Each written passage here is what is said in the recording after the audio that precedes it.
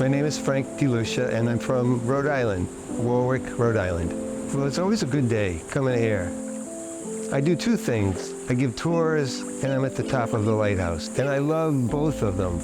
Tours are better, I think, in terms of sharing information with visitors and maybe getting to know them a little bit. But at the top, you're in such a great setting that kind of have the stage with visitors, plus a great backdrop, plus a great history. So I like both giving tours and I like being at the top. Either one is a 10 out of 10. It was a really hot day a couple of months ago, and a mother came in for the 12 o'clock tour that I do, and I'm looking at her, and she looks like maybe 35, and she has a little boy that maybe is 5 years old, and that was my tour for 12, and I thought, well, this is going to be really hard. Really hard. I mean, a 5-year-old for an hour tour?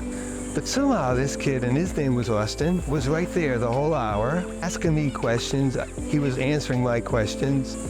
And I thought that was that. I thought that was the end of it. And then maybe 3 weeks later, I get this letter in the mail they gave to me at the lighthouse. And it was from Austin, a big thank you note and drawing of the lighthouse. And it said, thank you, Mr. Frank. And the inside it says, I learned a lot. It was a 5-year-old.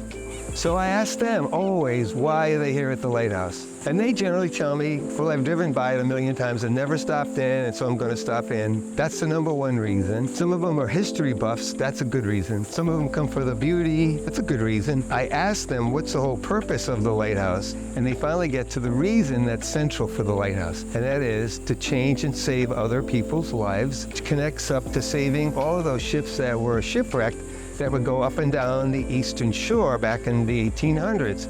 That's the part that I love. When they finally figure out the purpose of the lighthouse, I always get goosebumps when we get to that part.